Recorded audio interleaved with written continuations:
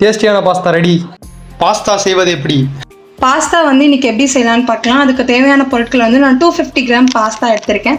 ஒரு வெங்காயம், ஒரு கேரட், ஒரு 5 பீன்ஸ், ஹாஃப் கேப்சிகம், ஒரு குட்டி தக்காளி, 2 முட்டை வச்சுட்டு நம்ம வந்து இன்னைக்கு சூப்பரான பாஸ்தா வந்து செய்ய போகிறோம். பாஸ்தா வந்து நம்ம வேக வைக்க போகிறோம். அதுக்கு வந்து தண்ணி நல்லா வந்துட்டு காய வச்சு இந்த தண்ணியை கொதிக்க வச்சுட்டு இது கொதிச்சதுக்கப்புறம் நம்ம பாஸ்தாவை போட்டு வேக வச்சு எடுக்கணும்.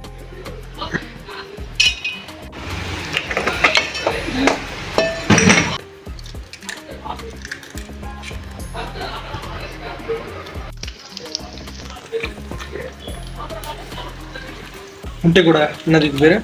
நம்ம இந்த நூடுல்ஸ் மசாலா கொஞ்சம் ஆட் பண்ணலாம் டேஸ்ட்டுக்காக. பாஸ்தாவை தண்ணியில் போட்டுக்கலாம். வேக வைக்கிறதுக்கு தேவையான அளவு உப்பு போட்டு இப்போது இந்த பாஸ்தா வேக வச்சு நான் ட்ரைன் பண்ணி எடுத்துக்கிட்டேன். நல்லா ட்ரைன் பண்ணிவிடுங்க, கொஞ்சம் கூட தண்ணி இல்லாமல். இதுக்குள்ளே இந்த பாத்திரத்தில் எண்ணெயை ஊற்றி கொதிக்க வச்சுக்கலாம்.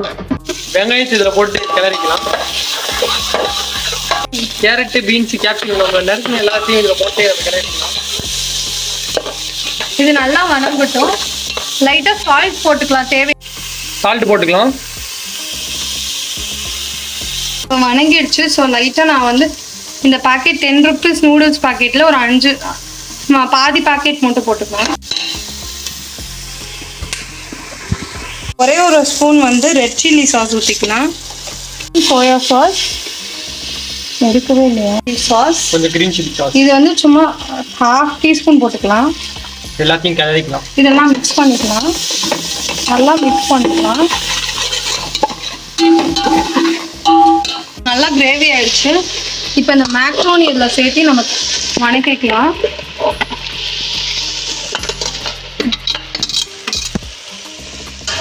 இந்த மேக்ரோனி எல்லாத்தையும் கிளறிக்கணும்.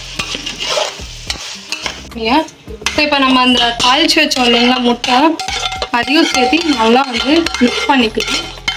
எல்லாத்தையும் கலக்கி இப்போ நம்ம பாஸ்தா ரெடி ஆயிடுச்சு.